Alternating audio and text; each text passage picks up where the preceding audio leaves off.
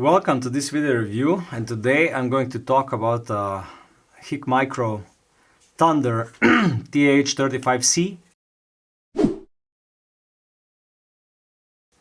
So their clip-on device in a series of Thunder. They have, I think, 5 models now at the moment. So the 19 is the smallest one, then 35C and 35PC, and then they have 2 additional models with 50mm objective lens with 2 different sensors. So, as you probably know, Hikmicro evolved from Hikvision, a really big producer of surveillance equipment and CCTV and similar systems. They are huge, and they also went into outdoor and hunting segment with their thermal optics. They started with their monoculars, and later they introduced their clip-on and thermal rifle scope devices, like this one here.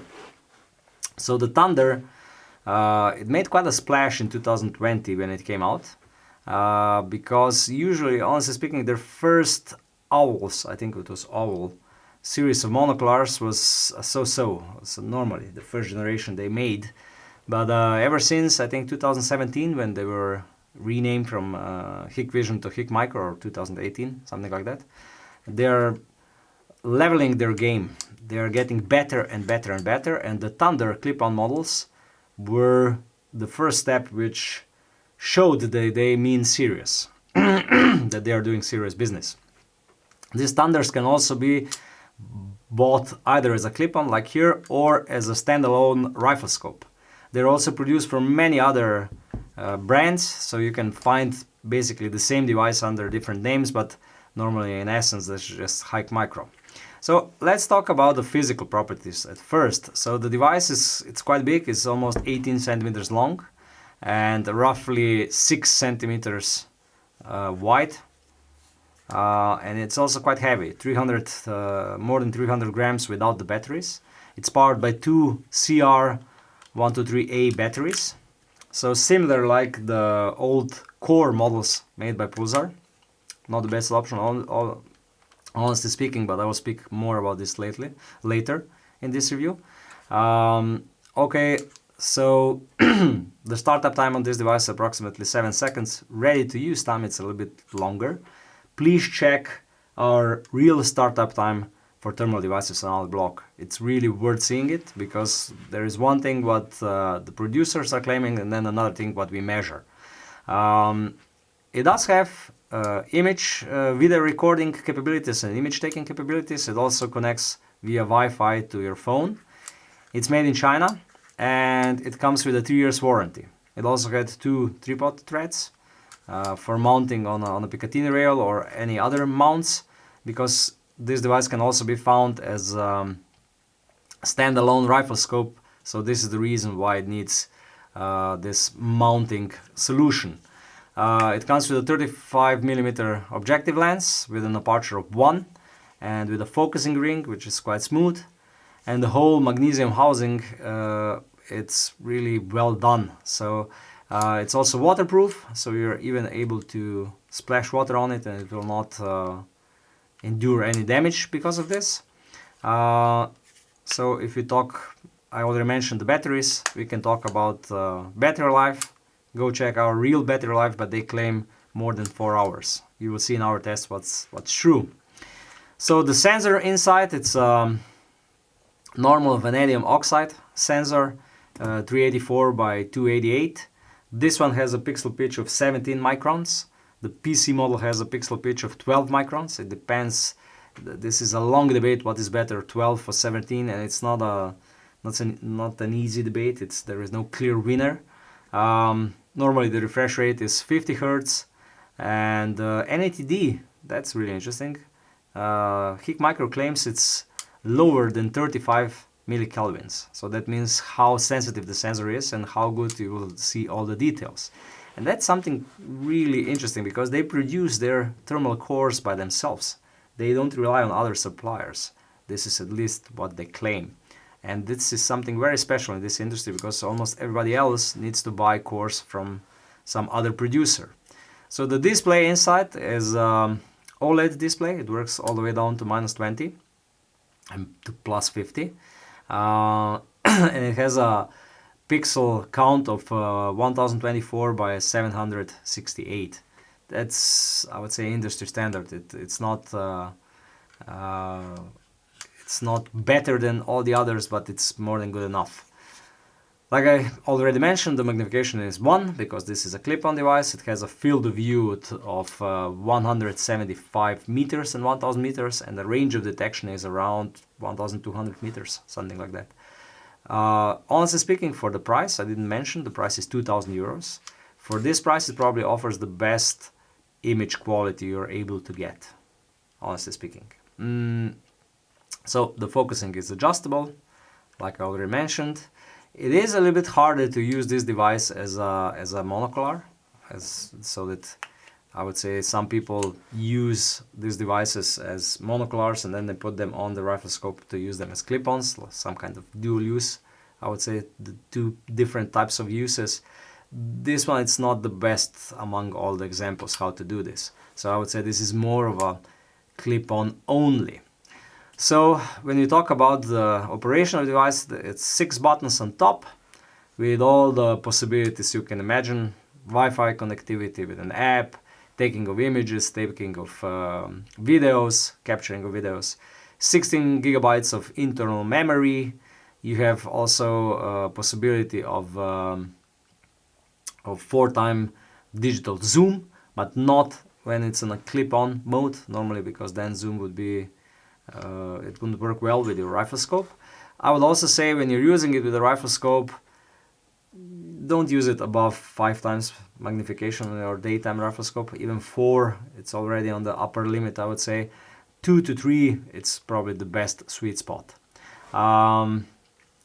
In terms of menus, you're able to adjust anything. Contrast, color palettes, everything what you can imagine. The calibration normally can be done either manually or automatic. I would say go with automatic, it's easier, but you have to be careful when the calibration is done not to take the shot, because at that time the image is frozen and you're not able to see anything. Okay, so you know that at the end of each review I go through 3 different segments. So one segment is sweet and sour, so what is positive and what could have been done better. And the last segment is, the third one, is the competition. Who else in this price class competes with this device, and pluses and minuses compared to the competition. So if I go through the pluses, what I really like. So first of all, for 2000 euros, this device offers the best possible image quality, especially with a focusing 35mm lens and a fast aperture lens, f1. This is a big plus. The build quality itself, it's a big plus. So the magnesium housing and so on, it's really nice. The focusing works nice. Everything is nicely made. What I also think is it's a plus that you have all the possibilities of connecting it to your smartphone and using it to take the video and to take the photos. This is everything what I think it's very positive. I also like the possibility that you're able to mount it if you are mounting your clip-on device on a flat top Picatinny. Let's say that you have a rifle like this. I also like the bag that it comes with the device, really full of everything and nicely made. Charging cable Type-C. You're able to connect this device also to external power bank if the internal battery dies, and this is something what I will talk about when we come to the sour part. The manual, it's also in many languages, so all of this is nice. So what about the sour? The batteries. Anybody who used the thermal clip-ons in the past, let's say Pulsar Core or something similar, knows that this solution with 2 CR123A batteries is not the best one. You will be changing these batteries all the time. So this is something what is not okay. Okay, you are able to connect additional power bank to it, but again, not the best possible solution. I think that they could learn about fastly interchangeable batteries like Pulsar does it, and I hope that everybody else will follow, especially because Hikmicro is doing this in their Gryphon series of, I hope I didn't kill this pronunciation, well, their most expensive series of fusion thermal and digital night vision monoculars. They have the interchangeable battery there, and I hope that they will follow with these devices soon. Size and weight, I think that even though this device is really nicely made, it's still quite a heavy one and a really long one, a big one. And what I really don't like is the adapters solution. This is just horrible. Honestly speaking, it works, it doesn't break and so on, but it's just too complicated with these small ball bearings and the whole notches and everything, and with a thread that goes into counterclockwise direction and so on. Just too complicated and too delicate. There would be no need for such a delicate system. I think a normal thread, preferably 52 millimeters with a thread rate of 0.75, would be the best possible solution. This is not.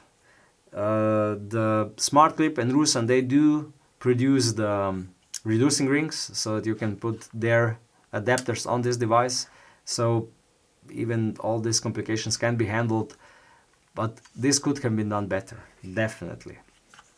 Apart from that, I really like the device, so I don't have so much sour. The batteries and the connection system of the adapters. If these two issues could be handled, this would be almost a perfect device, especially for the price of 2,000 euros. I will also like to point out, it's not a sweet and sour, but like a final thought. A lot of people compares this device with the PC version, and they say, yeah, the PC is new and it's better and so on. It's not better, it's different, because it has a different sensor. It works in a different mode, so it also has a different field of view and so on.